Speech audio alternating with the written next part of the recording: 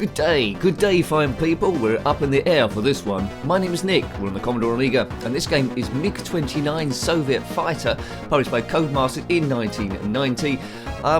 Based heavily on Afterburner from the arcades from SEGA in 1987. The game also came out in the Amstrad CPC, Atari ST, Commodore 64 and the Spectrum. We haven't reviewed it on the Spectrum, but we reviewed one very similar called F-16 Fighting Falcon, which is supposed to be a rip-off of the same thing.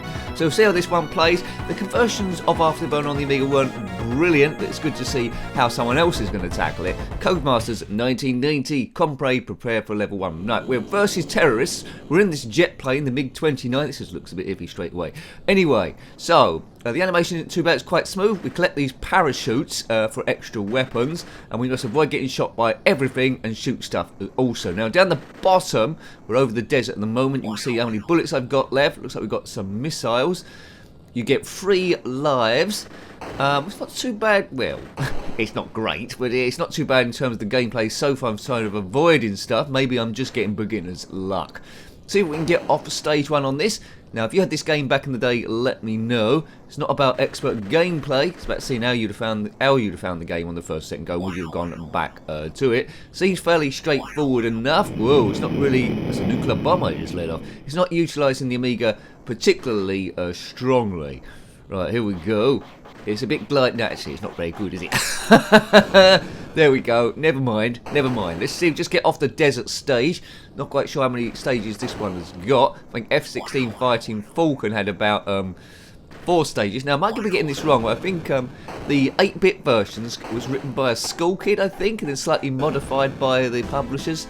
Might be a bit wrong. It's game over already. Well, anyway. So that was quite brief. Mig-29 Soviet Fighter. So I got a funny idea that your goes are going to be pretty much random how far you get, and you're not going to last particularly long. But I'm a true pilot. There we go. Big thank you to the subscribers. We've got lots of Amiga stuff now on the channel. It's all about beating stress and seeing how these games play. There's the Pink Floyd there, and Suzanne Shaw, wasn't she in the band Hearsay? Pure and simple, I want a pizza like that with pineapple on. Right, let's take off again, see if I can get a little bit further. Here we go, in our Mig-29 fighter craft. Pick up the parachutes. Now, I don't think F-16 Fighting Falcon had the parachute bit, but that was easier than this to avoid. So there's missiles coming at us. Just fly out the way of them like you would normally do if you was walking down the street. Tanks coming along down the bottom. In F-16 Fighting Falcon, after the desert there was the jungle or savannah, then there was ice, and then there was over the sea. I presume this does a similar sort of thing. Quite soothing sounds. It's not particularly exciting, but I'm liking the animation of the ground stuff coming at me. But I don't think it was a game I would have gone back to quite a lot, because it's not very exciting, is it really? It's not very exciting, it's a little bit random. I've blown that thing up. So I think that represents the halfway stage at least. I don't know any cheats for this for infinite lives, so it's possible we won't get past level 1. If you've got past the next level, let me know, because I don't think it's too far in advance of this. Yeah. So just avoid missiles, really. Don't necessarily need to destroy stuff. The ground emplacements can take you out as well, I think. Yeah, I don't really feel, again, like all the conversions of Afterburner, I don't feel like I'm fully in control. In Afterburner, you could flip the ship upside down as well. So really, Afterburner's better than this, although not being a great conversion in the first place. Put your favourite ones of these games in the comment section below. You're always more than welcome as we hit game over again.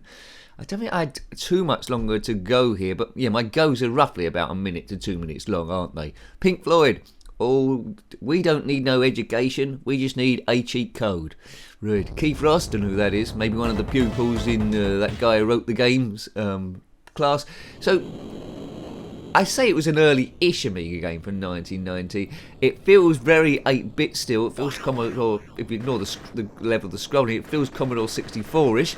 I'd be interested to see what this game plays like on the Commodore 64. If you had it on any of the other systems, Atari ST or Amstrad CPC, let me know. Did it play roughly the same, or was it slightly different? Is it a MiG? I'm not an expert on airplanes. Does it look like a Mig-29? I mean, it looks very similar to the F-16 Fighting Falcon from the other game, but maybe they was hoping that people didn't know their planes a bit like me. All I know is it's not an F-40 because that is a Ferrari, and an F-50 is a Ferrari as well, I think, as used in Test Drive 2. I would have liked to have got this game on a cover disc for free with a magazine. I wouldn't like to pay full price for the thing. It's entertaining from a retro point of view. From a historical piece, but it's not a game I'd seek out to play again unless it ended up on a crazy live stream. Yes, I think you've pretty much seen all the gameplay really. I think even on the other levels, the variance isn't going to be a great deal different. The MiGs, the enemy's still going to come at you. It's just that the ground scenery is going to be a little bit different, trying to convince you that you're getting a bit further in the game. Now, we aim these reviews to be about 10 minutes or so, minimum. Sometimes it's a struggle to get there, and this might be that one, because Goes is so brief, and I've probably shown you the whole thing already. So if you're still there, then thanks to you. Big thanks to the members, keeping the show on the road. If you remember, you get access to the members section and know what games are going up in the following week. So, you know, we try and keep this thing as friendly as we possibly can. I try and see the goodness in all games. But yeah, I don't know how many people working behind this. Looks a little bit clip arty. The best bit, I suppose, is the animation along the bottom as you're going over there. Just the gameplay is a bit not quite there, but what we shouldn't expect. I'd like to see if you could flip the ship upside down. That would have been interesting. This is the bit when someone tells me, yeah, you can flip it upside down, Nick. Just do this, that, and the other. Okay. It says that I've got 4 bombs in the bottom middle. I'm trying all different things. I don't seem to be able to release those. Maybe the game will get a bit better if I can do that. Fuel across the top as well, gradually going down as you can see. So if you know how to release that bomb in the middle, I'll press spacebar and B and stuff there, but that doesn't seem to be doing anything. Oh, I've been kaboofed again. That's it. Dead. I don't think I'm getting the best out of this, but there's not really a great deal to get out of the game at all. Anyway, if you want to see some more Amiga reviews, we've almost done 500 at the time of recording, click on my username, that'll take you to the channel page.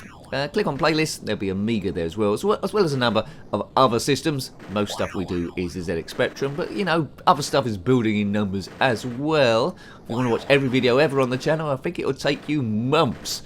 It's craziness. We'll keep on going. We'll keep on going. We've got Staying Power. It's not a channel that's just set up yesterday. There, then runs out of path. It's going and going and going and going and going. Although it is pretty tricky time-wise. So thank you for your support if you dropped in to any live streams there or any of our informal live stream chats. Hurrah! This is war. What is it good for? Absolutely nothing. Well, yes. Game over again. Now there's another game I might play. It's called Mig-29. It's called Mig-29 Fulcrum. I don't know if it's another Afterburner attempt or is it slightly different. If you're watching this in the future, I might already have done it as we gradually go through everything ever. Mig-29. Is there a Mig-28? Could be short for a Commodore Amiga, couldn't it really? There we go. Mig-29 Soviet fighter. I'm doing this from, well, back in the day, 1990s. Let's not get mixed up with the events that are going on at the moment. It's completely and utterly different. It's retro gaming, folks. Retro gaming. The ship's got sort of like camouflage there. I don't know why it's got that jungle camouflage, because that ship's never going to be flying low in the desert like the film Predator or Rambo. So in the sky, maybe a light blue colour would have been better. Although controlling the controlling the plane here would have been a lot more difficult if I couldn't see the thing. We've blown up again. Yeah, Afterburner was a main influence, really. I like that game on the Game Boy Advance. Did I play it on the Mega Drive? I can't remember, but it's in a set 4 there. Afterburner, Outrun, that one. What's the other one I'm thinking? I can't remember. What are the 4 big ones from Sega? Super Hang-On, that was it. But they were good games. All from the arcade conversions. But, you know, games seem to influence other games which come further on, so they're all sort of like attached together, really, and it's sort of like a patchwork quilt of retro gaming, stress-busting fun. Oh, can he get off level 1? Well, I think we already know that, can't we? It's a little bit too difficult for me. Might be a strategy if I keep going around like this, maybe. Whoa! I'm trying different things. I'm trying different strategies to try and avoid this stuff. But, you know, my success is not based on skill, it's just based on randomness. I do like that nuclear bomb bit, that's good. Don't let off a nuclear bomb in an enclosed space, it's bound to work out wrong. But yeah, I need to find a way to detonate those bombs in the middle of my displays. Game over again. Well, you know, I'm getting worse and worse on this one. I'm getting briefer and briefer, Mr. Khalifa. Right. One last go. Maybe one last go. One last go.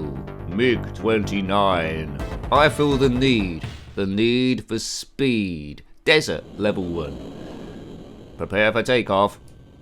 Up and at 'em. I think I've said before in these games, I wouldn't mind a Star Wars version of this, where this is an X-Wing, and where there's TIE fighters coming at us and all different sort of like ships, maybe snow speeders, and there's an AT-AT on the horizon. That would be a good little game on the Amiga if any homebrewers are watching.